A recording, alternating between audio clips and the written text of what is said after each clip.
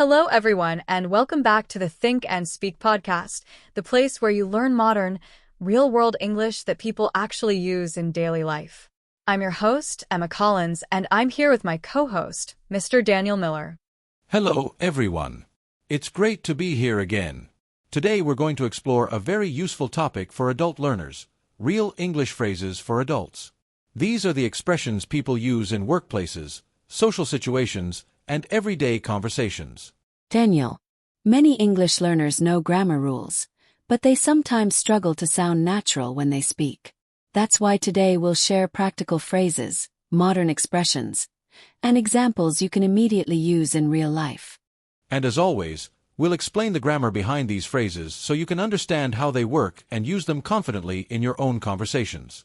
Before we begin, make sure you like this video and subscribe to our channel, Think and Speak Podcast, for more powerful English lessons.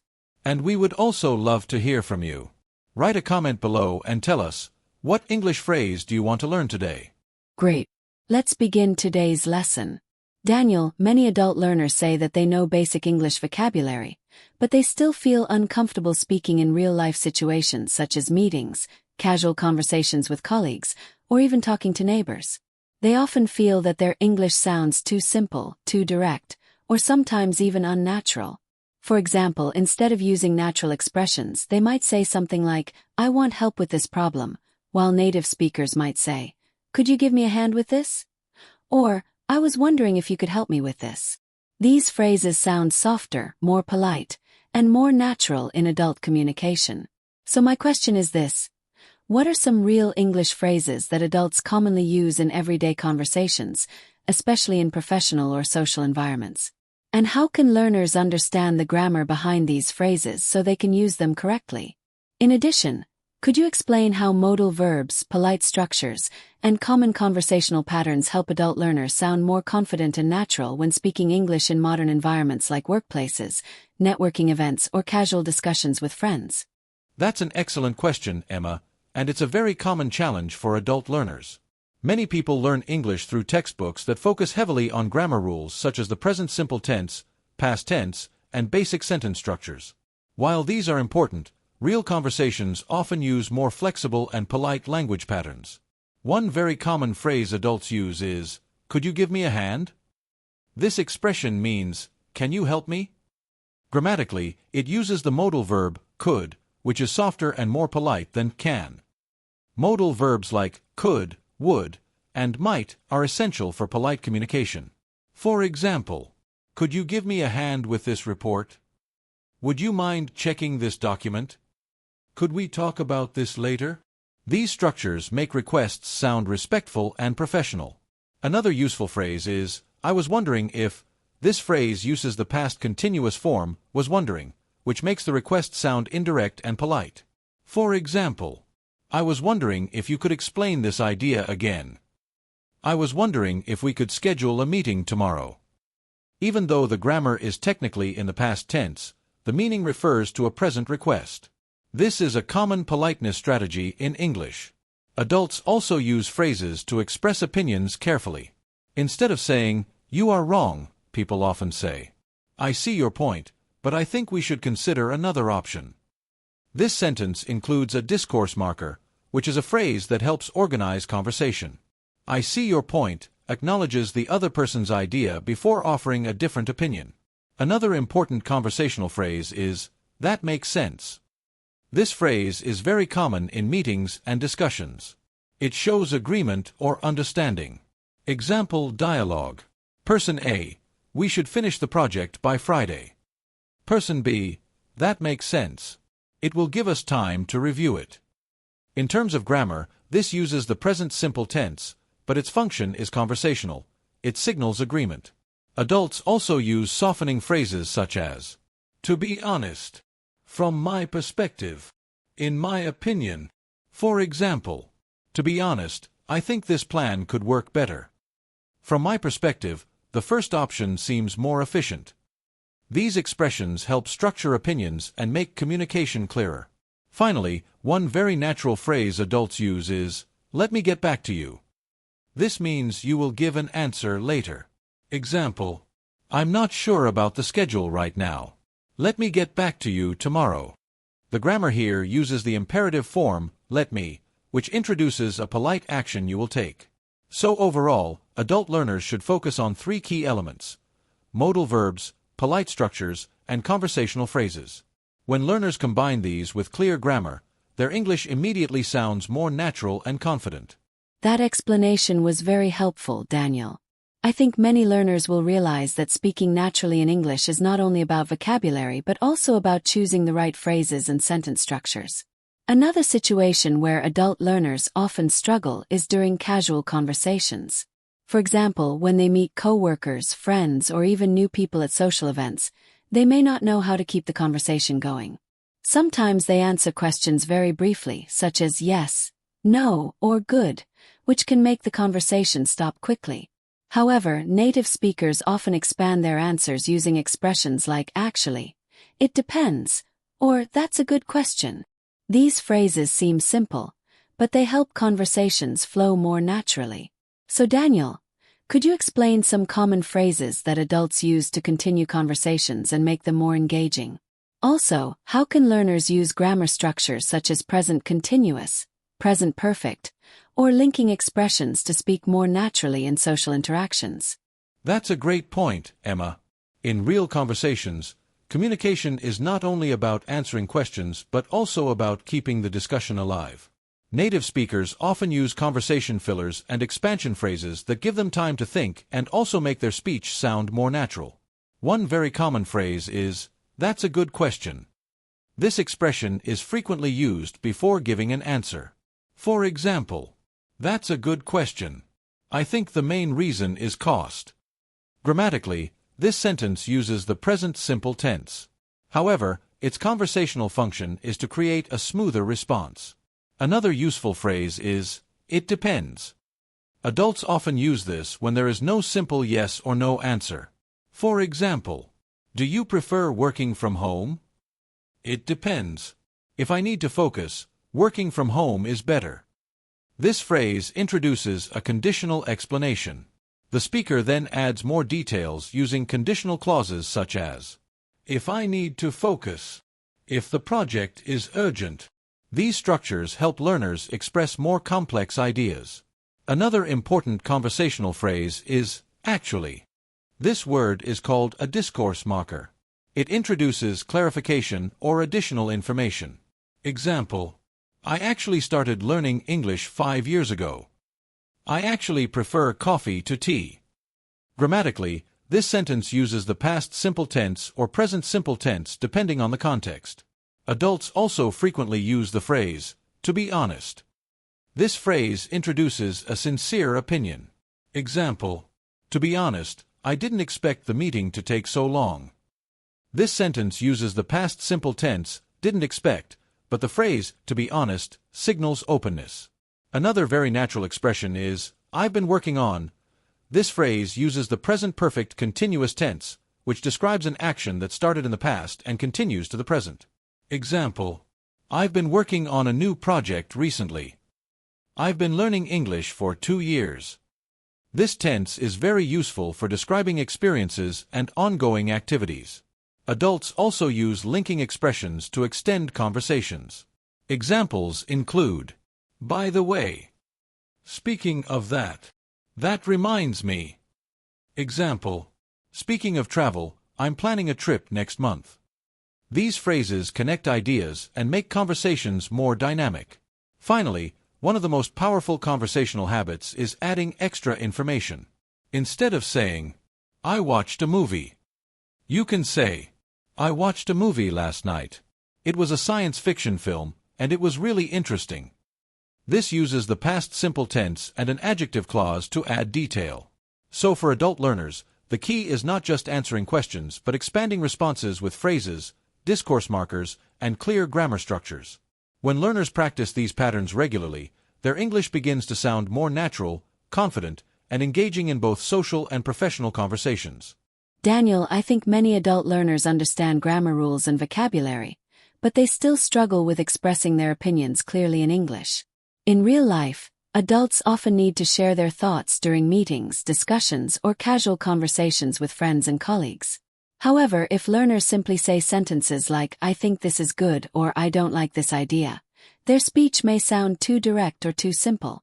Native speakers often use more sophisticated phrases to present their opinions politely and clearly. For example, they might say, from my perspective, I tend to think that, or in my opinion. These expressions seem simple, but they make conversations sound more mature and professional. So my question is this: what are some natural English phrases that adults can use to express opinions in conversations? Could you also explain the grammar patterns behind these phrases, such as clause structures, modal verbs, or conditional sentences? I believe our viewers would benefit from learning how to present their ideas confidently while still sounding polite and respectful in both social and professional environments. That's a very important topic, Emma, because expressing opinions clearly and politely is a key skill for adult communication. In professional environments and social discussions, people rarely speak in extremely direct ways. Instead, they soften their opinions using specific phrases and grammatical structures.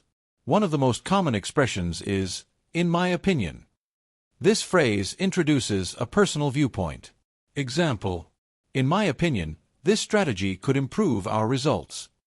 Here, the modal verb, could, makes the statement less absolute and more open to discussion. Instead of saying, this strategy will improve our results, which sounds very certain, could suggests possibility. Another useful phrase is, from my perspective. This phrase emphasizes that the opinion comes from personal experience or interpretation. Example: from my perspective, communication is the most important factor in teamwork. Grammatically, the phrase introduces a clause in the present simple tense. The sentence structure is clear and professional. Adults also frequently use the phrase, I tend to think that. This phrase softens the opinion and suggests that the speaker's view is based on general observation rather than strict certainty. Example: I tend to think that flexible work schedules increase productivity. The verb tend indicates a general tendency, which makes the statement sound thoughtful rather than forceful. Another sophisticated structure uses conditional sentences. For example, if we invest more time in training, we might see better results. This is a first conditional sentence. If plus present simple plus modal verb might slash will slash could. Conditional sentences are excellent for discussing possibilities and outcomes. Adults also use phrases to politely disagree. Instead of saying, you are wrong, they might say, I see your point, but I think there might be another approach. This sentence includes two important elements. First, it acknowledges the other person's idea. Second, it introduces a different opinion using the modal verb, might. Another useful expression is, it seems to me that. This phrase introduces an interpretation rather than a strong claim. Example: it seems to me that the project timeline is too short. Grammatically, the phrase includes the verb seems, which signals uncertainty and politeness. Adults also use hedging expressions. Hedging means softening a statement so it does not sound too strong. Examples include, perhaps, maybe, it might be better to. Example: perhaps we should consider another option. These expressions make discussions more collaborative and respectful. In summary, adults express opinions using structured phrases such as, in my opinion, from my perspective, and I tend to think that. They also rely on modal verbs, conditional sentences, and hedging language to sound polite and thoughtful. Mastering these patterns helps learners participate confidently in discussions and professional conversations. Daniel, another situation where adult learners often feel uncomfortable is when they need to disagree with someone politely. In everyday life, people do not always share the same ideas. For example, in meetings, group discussions, or even friendly debates, it is normal for people to have different opinions.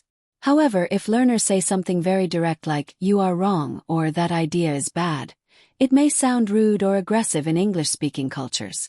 Native speakers usually use softer language to disagree while still respecting the other person's opinion. For example, they might say, I'm not sure I agree, or that's an interesting idea, but maybe we could consider another option. These types of expressions help maintain a positive and respectful conversation. So Daniel, could you explain some common phrases adults use to disagree politely in English? Also, could you explain how grammar structures such as modal verbs, conditional sentences, and linking expressions help make disagreements sound more professional and respectful? That's an excellent and very practical question, Emma. Disagreeing politely is an essential communication skill, especially for adults working in professional environments. The goal is not only to express a different opinion but also to maintain respect and cooperation. One of the most common polite disagreement phrases is, "I'm not sure I agree." This phrase is softer than saying, "I disagree." The grammar includes the verb am in the present simple tense and the clause, "I agree." The phrase, "not sure," introduces uncertainty, which reduces the directness of the disagreement. Example, "I'm not sure I agree with that approach." Another useful phrase is, "I see your point, but..." This expression is very common in discussions. It acknowledges the other person's idea before presenting a different view. Example, "I see your point, but I think we should look at the budget more carefully." The word, but, introduces contrast between two ideas. Adults also use modal verbs to soften disagreement. For example, "That might not work in this situation." The modal verb, might, expresses possibility rather than certainty, which sounds more diplomatic. Another helpful phrase is, "I'm not convinced that." Example, "I'm not convinced that this plan will solve the problem." Here we see a clause using the future tense, will solve, which expresses a predicted outcome. Conditional sentences are also very powerful in polite disagreement. Example, "If we changed the schedule, we might improve efficiency." This is a first conditional structure. If plus present simple, plus modal verb. Instead of directly criticizing the current idea, the speaker suggests an alternative scenario. Adults also use suggestion phrases such as, "Maybe we could try." "What if we considered?" Example, "Maybe we could try a different strategy." These structures are collaborative rather than confrontational. Another useful phrase is, "That's an interesting idea. However." The word however functions as a linking adverb that introduces contrast in a formal way. Example, "That's an interesting idea. However, we may need more data before making a decision." Here the modal verb, may, expresses possibility and caution. Finally, tone and body language are just as important as grammar. Speaking calmly and respectfully ensures that disagreement remains constructive. In summary, polite disagreement in English relies on softening phrases, modal verbs, conditional structures, and respectful acknowledgement of other viewpoints.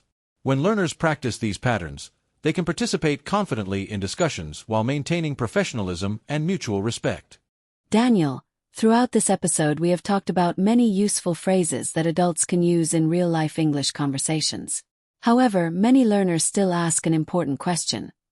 How can they actually remember and use these phrases in daily life? Often learners watch lessons, understand the examples, and even write down new expressions, but when they start speaking, they return to very simple sentences such as, "I think this is good," or "I like this." In real conversations, native speakers use natural phrases automatically, such as, "That makes sense," "I see what you mean," or "Let me think about that."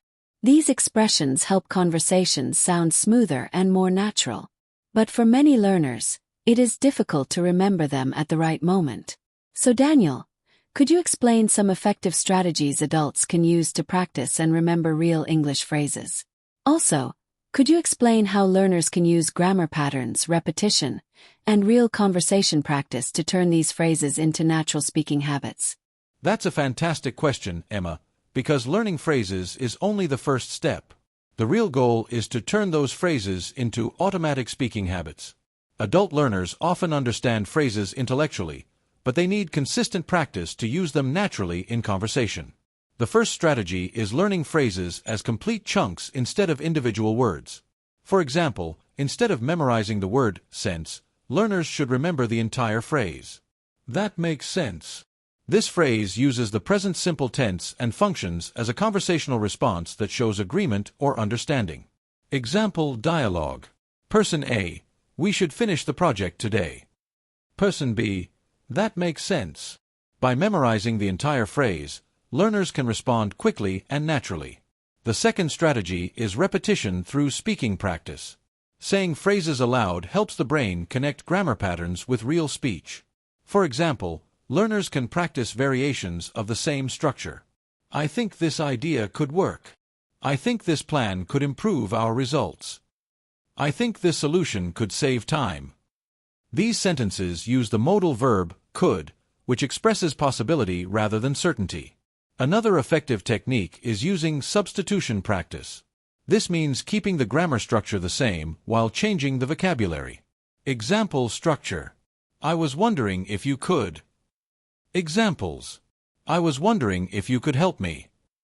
I was wondering if you could check this report. I was wondering if you could explain this again. The grammar pattern here includes the past continuous phrase, was wondering, which softens requests and makes them polite. A third strategy is practicing with real-life scenarios. Learners should imagine situations such as meetings, casual conversations, or phone calls and practice using phrases that fit those contexts. For example, meeting situation. From my perspective, this approach might be more efficient. This sentence includes the modal verb might and the phrase from my perspective, which introduces an opinion politely. Casual conversation. That reminds me of something. This phrase functions as a linking expression that introduces a related idea. Another useful strategy is listening and imitation. Learners can listen to podcasts, interviews, or conversations and repeat the phrases they hear. This method helps learners understand rhythm, pronunciation, and natural sentence flow. Finally, learners should focus on expanding their responses. Instead of giving very short answers, they can add one more sentence. Example. Short answer. Yes, I agree. Expanded answer. Yes, I agree. That solution seems practical. Here the verb, seems, expresses interpretation rather than certainty. In conclusion, mastering real English phrases requires learning them as complete chunks, repeating them aloud, practicing grammar patterns, and using them in realistic situations. When learners combine these strategies consistently, their speech becomes more fluent, natural, and confident in everyday adult conversations.